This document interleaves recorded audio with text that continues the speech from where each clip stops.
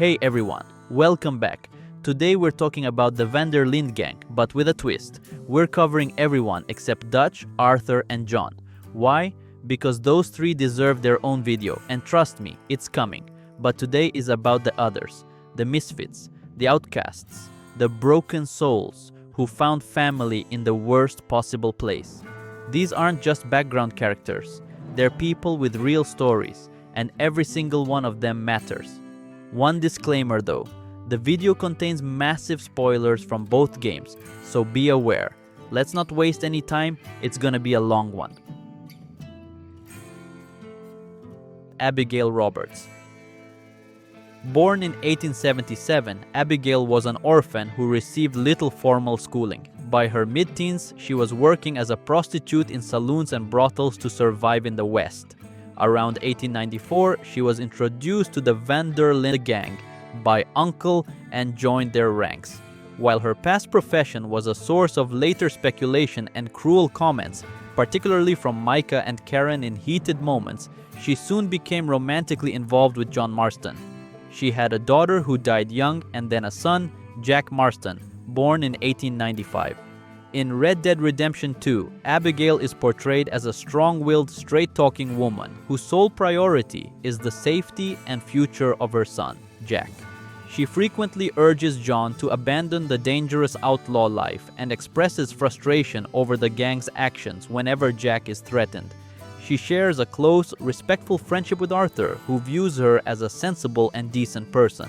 In his final days, Arthur gives Abigail his satchel containing all his savings and implores her to use the money to build a real life with John and Jack, giving them the necessary push to finally leave the gang. After the gang's collapse, Abigail and John succeed in establishing a legitimate life on a ranch called Beecher's Hope in West Elizabeth. They officially marry in 1907. The peace is short-lived. In 1911, federal agent Edgar Ross and his bureau agents abduct Abigail and Jack to force John to hunt down his former associates. John fulfills their demands, and his family is released, but the agents later betray and kill John at his ranch. Abigail and Jack bury him and attempt to run the ranch with Uncle, but Abigail dies just 3 years later in 1914 from an unspecified illness. Fans often speculate it was yellow fever at the age of 37. She is buried next to John at Beecher's Hope. Bill Williamson. Bill Williamson, whose real first name was the much-hated Marion, was a physically imposing but deeply insecure outlaw whose search for belonging eventually led to extreme cruelty. He served in the U.S. Army during the Indian Wars, but was dishonorably discharged for attempted murder and deviancy, experiences that left him with a bitter, racist worldview and PTSD.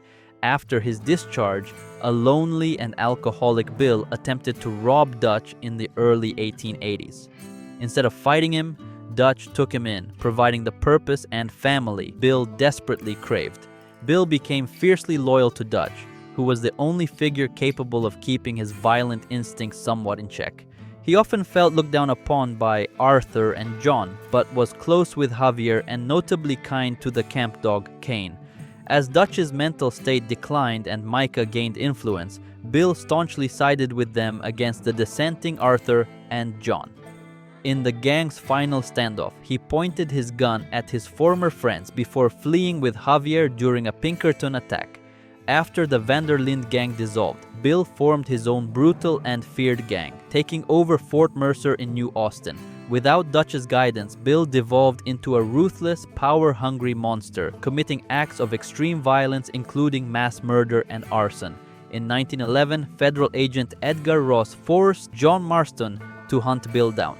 John confronted his old comrade at Fort Mercer, appealing to him to surrender, but Bill refused, mocked John's attempts at a legitimate life, and had one of his men shoot John and leave him for dead.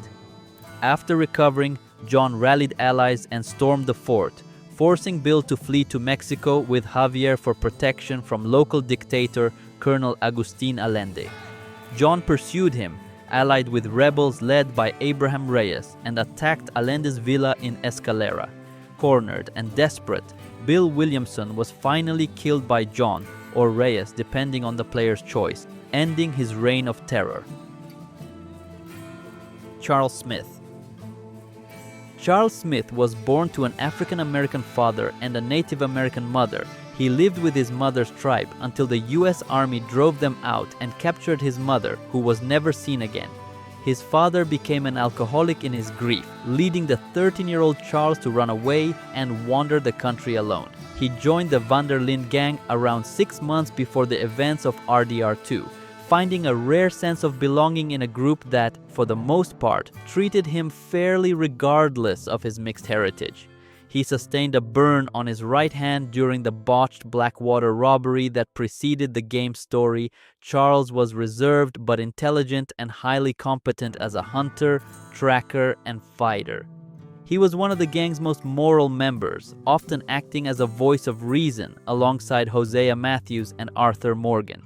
He expressed deep anger at injustice, particularly the senseless slaughter of bison by poachers and the mistreatment of Native Americans. Charles became a close friend and confidant to both Arthur and John. He and Sadie Adler took charge of organizing the remaining members when Dutch was on Guarma. He eventually left the gang to stay with the Wapiti Native American tribe and aid them in their struggle against the U.S. Army and Colonel Henry Favors after losing faith in Dutch's leadership. Later, he returned to the area to give Arthur and Susan Grimshaw proper burials.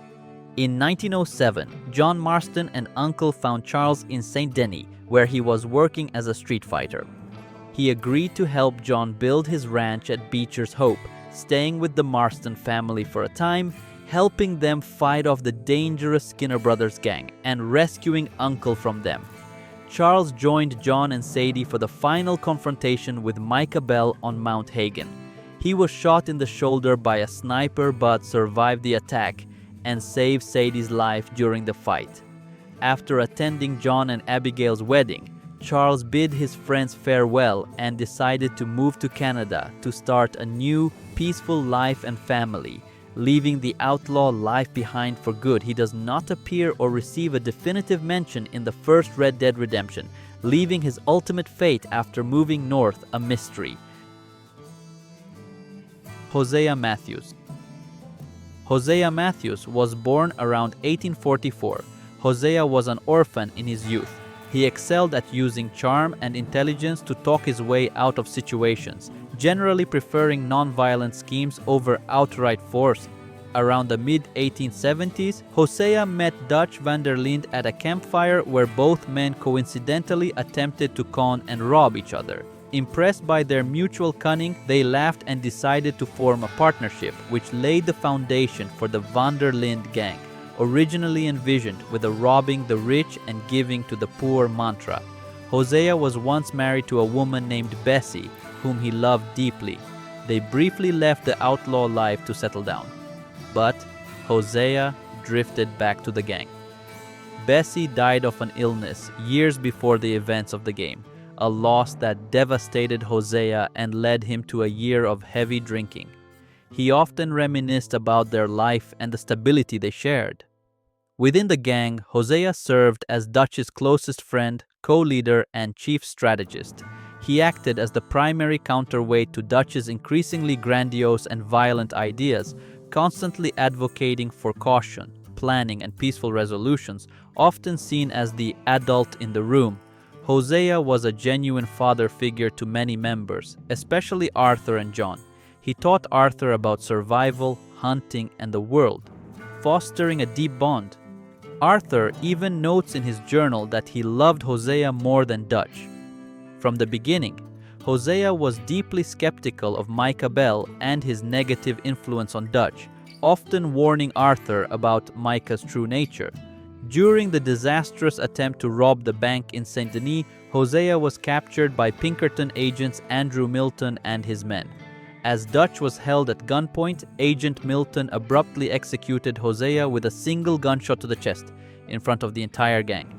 Hosea's death removed the gang's main moral compass and the only person truly capable of tempering Dutch's instability, a turning point that sealed the gang's ultimate fate.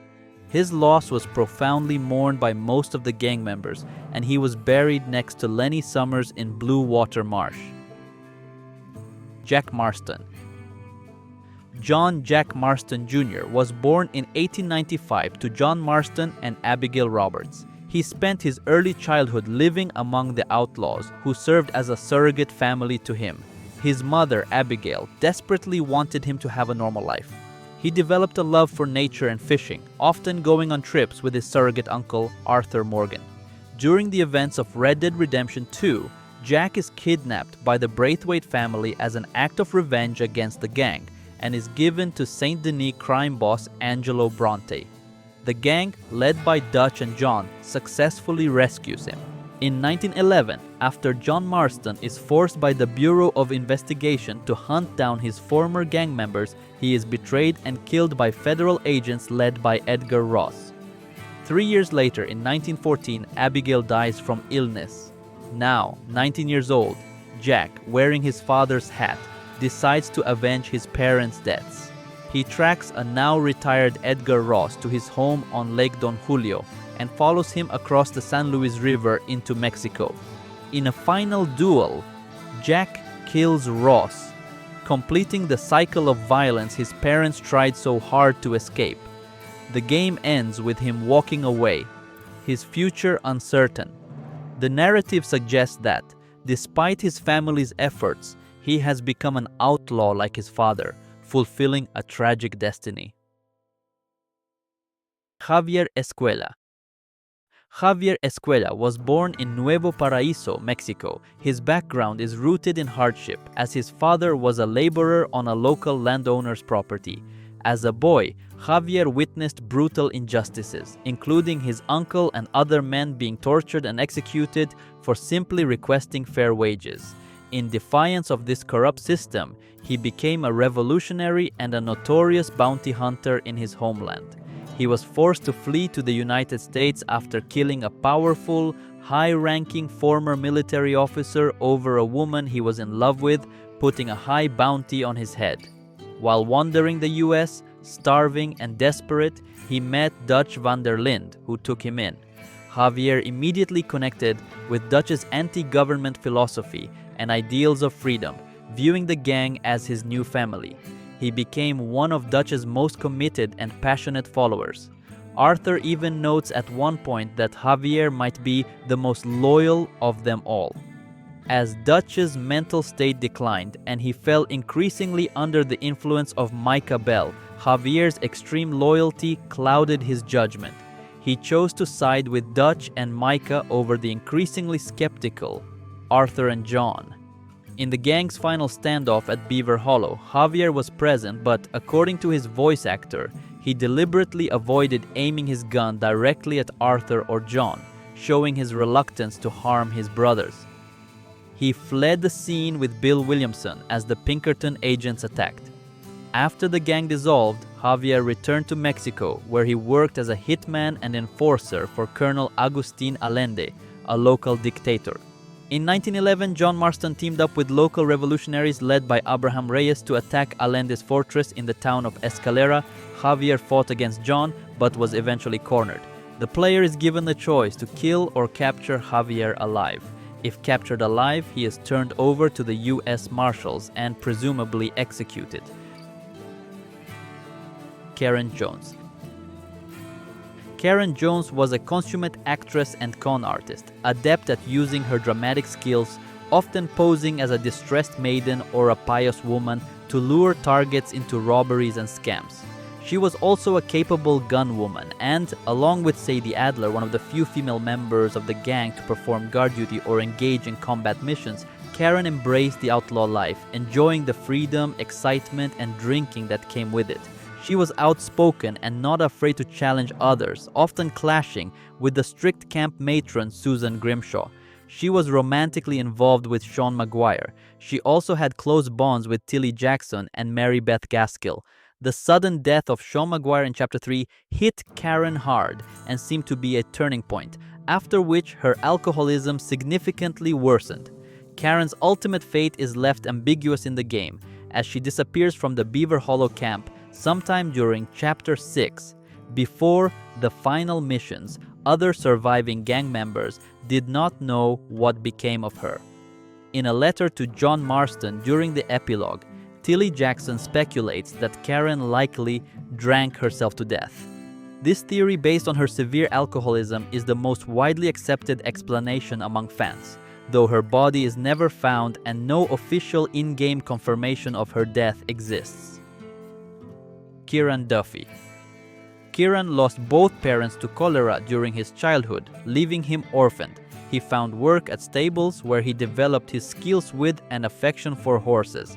After a brief and unsuccessful period in the US Army, he drifted into outlaw life with a small gang that was eventually wiped out. When he encountered the O'Driscoll boys, they gave him a stark choice: join them or be killed. Within the O'Driscoll gang, Kieran occupied the lowest position, frequently subjected to mockery and mistreatment while working primarily as their stable hand. Kieran became involved with the Linde gang when he was captured by Arthur Morgan. Following a skirmish in the aftermath of the Blackwater ferry disaster, brought to camp as a prisoner, he endured torture and humiliation from gang members suspicious of his O'Driscoll ties. His turning point came during a mission to raid an O'Driscoll camp, when he saved Arthur's life by shooting an O'Driscoll who had ambushed him. This act of loyalty began earning him cautious acceptance within the gang. He developed a mutual attraction with Mary Beth Gaskill during his time. While the gang was stationed at Shady Belle, Kieran was abducted by the O'Driscoll boys, who had tracked down their location. Under brutal torture, he was forced to reveal information about the camp. The O'Driscolls gouged out his eyes and decapitated him, then sent his mutilated body back to camp on his horse, with his severed head positioned in his hands. His death profoundly disturbed the gang members. Later, in Chapter 6, Kieran's death is partially avenged when the gang helps ensure that Colm O'Driscoll is captured and publicly hanged in Saint Denis. Lenny Summers. Lenny Summers was born free to a father who had been enslaved before emancipation. His father worked diligently and saved enough to purchase land, building a stable life for his family. Tragically, when Lenny was 15 years old, his father was murdered by a group of drunk men who faced no legal consequences for their crime. Taking justice into his own hands when the law failed to act, Lenny tracked down and killed those responsible for his father's death. During the events of Red Dead Redemption 2, Lenny was only 19 years old, making him one of the youngest men of the gang. Despite his youth, he was remarkably well educated and intelligent, often seen reading books around camp. He developed a close friendship with Arthur, who recognized his potential and treated him with a protective, almost paternal regard. Lenny also formed bonds with other gang members, particularly Hosea Matthews, who had recruited him. One of the game's most memorable sequences features Arthur and Lenny getting spectacularly drunk together in a Valentine saloon, resulting in a disorienting and comedic mission that showcases Lenny's youthful spirit and sense of humor. However, his story ends tragically during the disastrous bank robbery in Saint Denis. As the gang attempts to escape the ambush by Pinkerton agents, Lenny runs through the chaos but is cornered in an alley. He's shot multiple times and killed almost instantly, dying in front of Arthur, a devastating moment that marks another loss in the gang's unraveling. Lenny Summers was buried in the Blue Water Marsh area of Lemoyne. His grave is located next to that of Hosea Matthews under a large tree east of the town of La Grasse. The bodies were recovered from the St. Denis morgue after the botched bank robbery by Sadie Adler and Charles Smith, who then buried them together in the marshlands. Leopold Strauss. Leopold Strauss was born into severe poverty in Vienna, Austrian Empire, around 1846. His childhood was marked by hardship. His father sold his 9-year-old sister into bonded labor to keep the family afloat. Due to ongoing health issues, Leopold was sent to America at age 17 with his uncle. However, he arrived alone during the chaotic 1863 New York City draft riots after his uncle died of a heart attack during the voyage. For years afterward, he survived through petty cons and minor criminal activity until he eventually crossed paths with Dutch, brought him into the gang. where Strauss established himself as the group's financial manager and moneylender, running a loan-sharking operation that targeted desperate, impoverished people. Though he was not a gunfighter, he proved fiercely loyal to the gang. Arthur's perspective on Strauss shifted dramatically after collecting a debt from Thomas Downs, a farmer dying of tuberculosis. Witnessing the Downs family's desperate poverty made Arthur increasingly uncomfortable with Strauss's exploitative methods. In Chapter 6, after encountering Mrs. Downs working as a prostitute in Ansburg to survive, Arthur returned to camp and expelled Strauss from the gang. Despite their long history together, Arthur condemned his predatory lending practices, gave him some money, and sent him away. Strauss's death occurs off-screen between the main story and the epilogue. In 1907, Charles Smith reveals to John Marston that Strauss was captured by the Pinkerton Detective Agency sometime after leaving the gang. Despite enduring interrogation and torture, Strauss never betrayed the gang or revealed any information about its members. He died in Pinkerton custody, demonstrating unexpected loyalty to the end. Unlike many gang members, Strauss has no marked grave that players can visit in the game. Mary Beth Gaskill. Mary Beth Gaskill was orphaned at a young age and eventually ran away from the orphanage, surviving on her own through her wits and developing criminal skills out of necessity. She became an exceptionally skilled pickpocket and con artist, using her sweet, innocent demeanor to disarm victims and relieve them of their money and valuables without raising suspicion. Despite her criminal lifestyle, she harbored a passionate love for romantic literature, frequently borrowing books from Hosea Matthews' collection and discussing stories with other gang members, including Arthur. She dreamed of one day becoming a writer herself, often seen scribbling in journals around camp. Mary Beth formed close friendships with the other women in camp, particularly Karen Jones and Tilly Jackson. She also developed a gentle mutual attraction with Kieran Duffy, engaging in shy flirtations that hinted at deeper feelings. His horrific death at the hands of the O'Driscolls deeply affected her. As the gang's situation deteriorated throughout the story, Mary Beth grew increasingly anxious and perceptive, observing the rising tensions and expressing fear for everyone's safety. She aligned herself with the more honorable members during the gang's internal conflicts. Mary Beth is among the fortunate few who escape the gang's violent end and achieve a peaceful life. In the game's epilogue set in 1907, John Marston can encounter Mary Beth in person at the Valentine train station. She reveals that she has successfully become a published author under the pen name Leslie DuPont, having achieved her lifelong dream of writing novels. Her transformation from outlaw to legitimate author represents one of the story's rare redemptive endings.